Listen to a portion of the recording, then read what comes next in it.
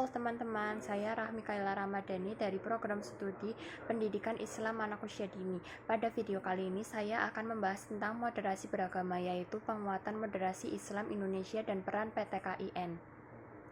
Moderasi beragama berarti cara pandang, sikap, dan praktik beragama yang seimbang antara keyakinan terhadap ajaran agama sendiri dan penghormatan terhadap perbedaan. Dalam konteks Islam, moderasi berarti mengikuti jalan tengah wasatiyah yang menolak ekstremisme dan liberalisme yang berlebihan. Islam di Indonesia tumbuh dalam semangat toleransi, gotong royong, dan nilai-nilai kebangsaan yang kuat. Saat ini, tantangan moderasi beragama datang dari berbagai arah seperti penyebaran paham, radikalisme melalui media sosial, intoleransi di lingkungan masyarakat, hingga kurangnya pemahaman terhadap perbedaan mazhab dan keyakinan. Karena itu, diperlukan penguatan nilai-nilai moderasi beragama agar generasi muda Islam mampu menjadi penyejuk dan penjaga perdamaian. Perguruan tinggi keagamaan Islam negeri yang disebut PTKIN memiliki peran strategis dalam menanamkan nilai-nilai moderasi beragama melalui pendidikan, penelitian, dan pengabdian kepada masyarakat. PTKIN menjadi pusat penyemaian Islam yang inklusif dan toleran. Beberapa upaya nyata PTKIN antara lain mengintegrasikan moderasi beragama dalam kurikulum perkuliahan, mengadakan pelatihan dan seminar tentang Islam wasatiyah, menggerakkan mahasiswa untuk menjadi agent of peace di masyarakat, mengembangkan literasi digital untuk menangkal hoax dan paham ekstrem. Dengan demikian, PTKIN tidak hanya mencetak sarjana tetapi juga kader umat dan bangsa yang moderat. Moderasi beragama bukan sekadar teori tapi gaya hidup yang harus kita praktikkan setiap hari dalam cara berpikir, bersikap, dan berinteraksi. Mari bersama PTKIN kita menjadikan Islam Indonesia sebagai teladan perdamaian, intoleransi, dan kemajuan. Wassalamualaikum warahmatullahi wabarakatuh. Mohon maaf sebelumnya, jadi membuat video tadi itu baru 2 menit, jadi saya akan tambahkan 5 menit lagi. Pada sisi lain, moderasi Islam atau juga disebut dengan Islam moderat dipandang sebagai satu-satunya pilihan yang paling tepat bagi model Islam dunia, khususnya Islam Indonesia.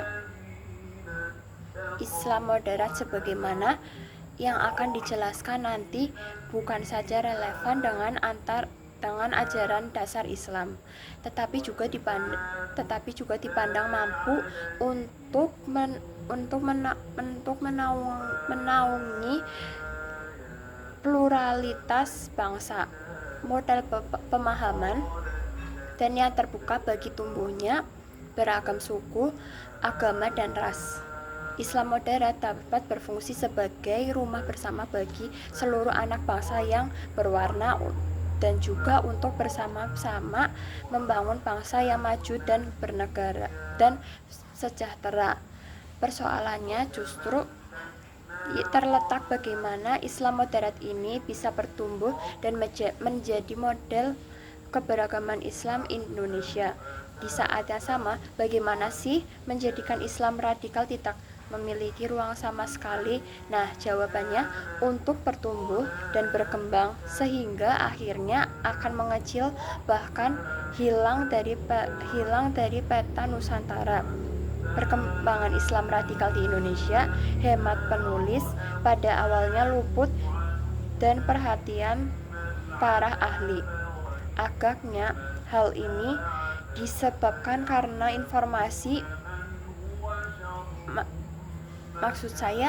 disebabkan karena konsentrasi kita penuh untuk mengcounter dan mengatasi gerakan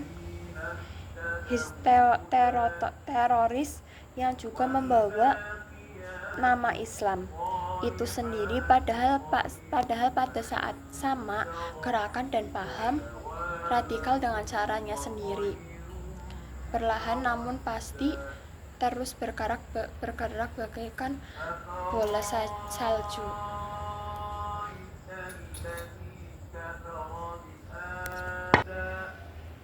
Itu sendiri, padahal pada saat yang sama gerakan dan paham radikal dengan caranya sendiri, perlahan namun pasti terus bergerak bagaikan bola salju. Tiba-tiba saja saat ini kita tersentak, ternyata gerakan Islam radikal dan bentuknya yang paling awal adalah model keberagaman yang eksklusif berkembang sedemikian rupa. Parahnya itu, berkembang yang paling masif itu berada di lembaga pendidikan yang notabene dikelola oleh negara. Tidak terbayangkan bagaimana jika anak bangsa ini, terutama generasi mudanya, sudah terpapar paham radikal. Padahal mereka adalah calon pemimpin bangsa di masa depan. Pertanyaan selanjutnya adalah, apakah mereka mampu menjaga warisan pendahuluannya, yaitu NKRI dan Pancasila. Tulisan ini mencoba mendiskusikan topik di atas. Sebelum sampai mendiskusikan bagaimana lembaga pendidikan bisa dimasuki paham radikal dan bagaimana pula kontribusi yang dapat diberikan PT KIN sebagai garda terdepan penguatan moderasi Islam. Sebelum sampai ke kajian tersebut, penulis ingin terlebih dahulu mendiskusikan secara singkat apa sesungguhnya yang disebut Islam radikal atau radikal Islam dan lawannya di sisi lain, Islam moderat atau moderasi Islam. Pembahasan ini penting agar kita memiliki persepsi yang sama tentang kedua konsep tersebut. Yang poin kedua itu radikal Islam, definisi, sejarah, dan ciri khas. Tentu tidak mudah mendefinisikan radikal Islam. Islam radikal, radikalisasi agama atau radikalisme itu sendiri. Istilah-istilah tersebut memang kerap dipertukarkan kendatipun maknanya dapat dipahami. Oleh karena itu, alih-alih membuat definisi, para ahli merasa lebih nyaman dengan menjelaskan ciri-cirinya. Gerakan Islam atau radikal Islam itu dapat dibaca dengan 3 ciri. Pertama, radikalisme adalah respon, evaluasi, protes kritis, keras, penolakan, bahkan penentangan terhadap sebuah tatanan nilai yang tumbuh atau keberadaan sebuah lembaga. Kedua, radikalisme adalah gerakan yang berbasis kepada ideologi tertentu, yang ideologi itu dijadikan basis atau dasar untuk melakukan perubahan mendasar terhadap sebuah tatanan yang dianggap mapan.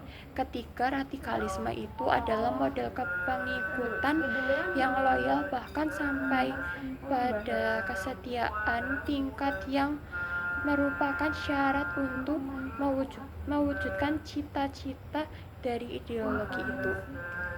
Sekian dari saya. Wassalamualaikum warahmatullahi wabarakatuh.